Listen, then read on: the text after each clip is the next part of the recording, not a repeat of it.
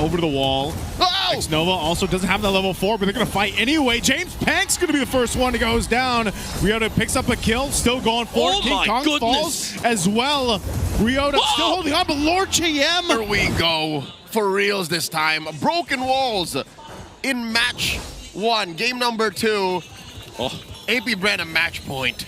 She's getting a lot of golden XP from that vision. Oh, he hits level 2. Man, this is what we expect in mid lane. Duking on out. Brusco held on to this Revitalize this time. He might. Okay, he actually still holds on to it. I think Apbren wants that. Oh, the flicker of Aqua! Whoa, Aqua. So aggressive. Okay. He gets the Revitalize and the flicker. Apbren wins that little matchup. Hey, look at James Banks already in the middle lane. I mean, he's probably saying that, okay, I may have installed one of your moves. Sigma pattern is now included in the 1 million list. I would say so. Looking at this too, again, the debut pick, but... They have the Sharingan? Yeah. Maybe. Take your moves? Copycat? Copy ninja? All right. XB lane looking A-okay. Again, nothing to expect from a Uranus Lapu-Lapu, though. What happened there? How did that... Oh, all right. King Kong has had it. Yeah, he's like, stop doing the Sigma pattern. That's mine. I mean, at this point, it's at least for Onic. Like, I feel like as long as they go ahead and not let things slip too far out of hand early game, then maybe they'll set things up better for this first turtle, because we already saw Apbren, they're playing aggressive. They're going off momentum that they had in game 1. I think the biggest question mark for everybody really is, how's the Obsidia utilized? You know, how is it actually going to look when it turns into these team fights? Because we've seen so much of Granger already that, you know, you already know what to expect. And I think that's what's happening in the gold lane. It's a more active matchup. Oh wait, not as active as mid though. Oh my god, these 4, they just keep going. You got that Obsidia stack. Ryota gets caught. Ryota's gonna have to go ahead and brave his fighter over to the wall. Oh! Nova also doesn't have that level 4, but they're gonna fight anyway. James Pank's gonna be the first one that goes down. Ryota picks up a kill, still going for it. King Kong falls as well. Ryota still holding on, but Lord JM gets the turtle secured, and now Brusco can't escape. 3 fall for Onic. Apbren brings the momentum in game 2. The Ryotar! His pathway to go ahead and try to zone out James Panks, giving room for King Kong, but Turtle's gonna reset both gold laners though. Battling out Shizu. Does get out, pops the regen, back to the turtle, though it looks like Onic zoning him out. King Kong be able to get the turtle here. A raging sandstorm from X-Nova, though, locks down King Kong. He's 1 hit away, and X-Nova will pick up a kill. Lord JM out on the whim, but 2 fall for Onic for that turtle, and they lose a turret. Oh my god. The clutch from Apbren. I don't know, man. Onyx been trying to force out these turtles because they know they're successful in terms of zoning out James. Specifically. Some like setting up for, you know, CCs initiating, but look at this. He's in front of Brusco, forcing that early. Aqua though. Oh, he gets it. They already used the pathway too, so Lord JM's gonna be fine. Aqua still has his flicker. They're gonna pop the mountain shotgun. They may just force a fight. Raging sandstorm. Whoa! It's gonna be able to find King Kong. He's gone. Ryota jumps in. Shizu will pick up a kill. He's already locked in. He's already used the return to bone. He's going for more. 3 fall again for Onic. Ryota might be next. He's in trouble. 4 members take him out. Apbren is massive again in game 2. Approaching a 5K gold lead under 8 minutes. Been so annoying on the Zushin. Yep, and again that early forced glorious pathway changed the dynamics. Here we are. Oh, they want to hunt Shizu. Shizu caught. Already using the Hunt of Bone. He's going to get caught, though. He's relying on some of this, but he's taken out anyway. So a good pickup and a response from Onic to at least get a kill. Okay, so a quick interaction with that. Glorious Pathway slows heroes down. Phantom Shadow Meld is actually a speed up. Yes. So it's not a dash. He had to walk through that, and that's why he was so slow. That's why he died. Yeah, and unfortunately for him, he walked to the wrong direction, so he couldn't even get out of the carpet. But James Bounce, though, getting a lot of free farm on bot side. And this is a matchup that, as Lancelot, you do not win, especially with this amount of scaling on the YSS. Okay, Consecrate going to be used. Lord JM's fine, taking up a ton of damage. Definitely going to be a sandbag for this game here. A ton, but not enough. Look, he's back. He wants more. He wants more, I would like more, sir. This is what he does, man. Look at this. Okay, how many stacks is this? So this is around... Oh, he already has 20 stacks. Huge. 21. He's going. He's going. The 21 stacks. He's on schedule, if anything. Maybe ahead. Yeah, should be. Yeah, Midnight projected about 12 minutes. We're not even at 10.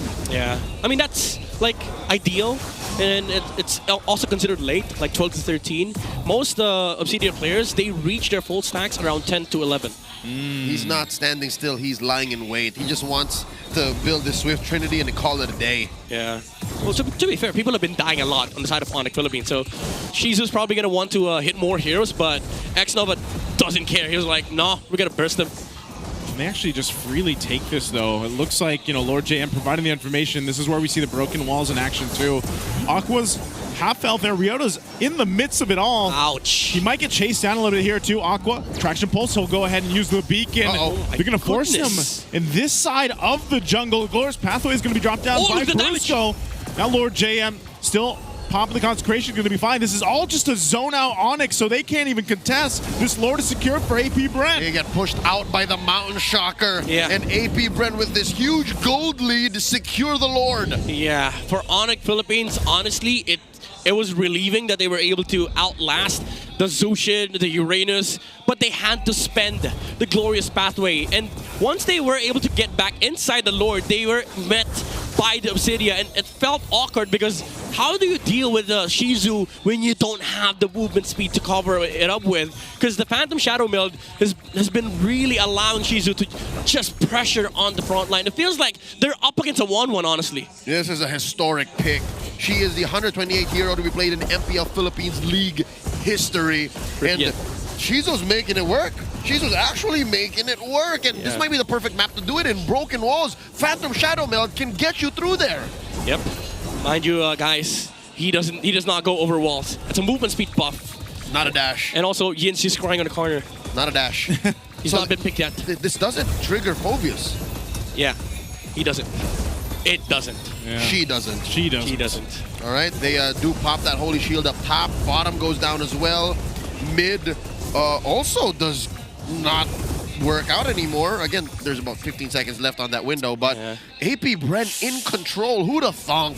Yeah. They could do this game after game back to back. Honestly, even Keller is going to have a hard time fighting these skirmishes because if he gets landed on by the Hunt of Bones, you're not going to survive that. It also feels like it's sort of like a mixture between 1-1 and also Aetherthal if you're a Granger. Yeah. It feels like you're fighting into a heavy movement speed marksman that can actually just burst you down because of the amount of damage that she deals with the bones. And now, I think he's reached full stacks. With CC's ult.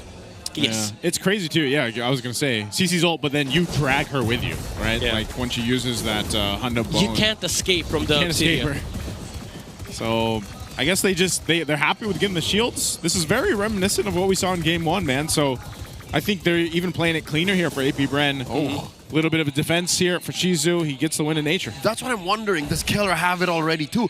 Can he even afford it? That's the economy question. Yeah. Because that might be a power spike. Definitely. If Keller can get a win of nature, then maybe he's in fighting form. But the answer is no, he doesn't. He actually prioritizes a Malefic Roar first and then a Halberd, if I'm not mistaken, coming up. Yeah, he's trying to go for the Uranus answer route, which does, again, allow Shizu to become the threat. Oh, he missed a dash. He's a big threat here for Onic Philippines. Like any hero that Shizu sees, he can actually just go and use, the Hunt of Bones. Because honestly, what's Onic gonna do? Most of their spells are targeted. Yeah. So they're not even gonna be able to hit Shizu under the Phantom Shadow Meld, especially with the Hunt of Bones, because she moves a lot under that spell. Yeah, because technically when she uses that ultimate, she can kind of use the Shadow Meld around. Yes. Right? So that's why you guys will see for that circular area when Shizu pops that ultimate, the Hunt of Bone, and that's where you play around. So they're going to go ahead and start up this Lord here. Again, 8.5 thousand head. Kelra's up top on that side of the map. Lord JM will jump in, just trying to zone out with Xnova. The rest of the members of Onic, so Kelra will make his way, but they're going to be too late. They just go ahead and decide, let's go and on the defense for this Lord push. This is hard for Onic Philippines. I don't see any reliable way for them to actually take down this Obsidia. Mind you, they still have to go over the Uranus, the Zushin, the YSS. He's the least of your problems, but even then, if you try to find a pickoff, like if you go to stage 5 first, you don't even have the kits to do it. Yeah, I think it's a damage profile issue too. There's not enough burst. Super Friends can find a way, but Brusco's gonna have to die for it. Yeah. Not just damage, bro. Oh, two good stuns. bounce shocker. Are they going to follow through? Aqua there bringing Brusco back. He's so low, even with the Revitalize, he's gone. A good pickup, a good use of the Mountain Shocker, too. They're going to go for the top turret. James Panks leading a couple shots, will take it on Ryota. And now Shizu going to join the fight here. Picks up the Malefic Gun. They're ready to go ahead and fight this to possibly end the game in a sweep. They're going to force it. X-Nova jumps in with Raging Sandstorm anyway. And Onic tries to do something, but it's all falling apart. The Lord's going to work on the base. Mid-turret goes down, and Apbren sees the win in sight. They'll sweep on.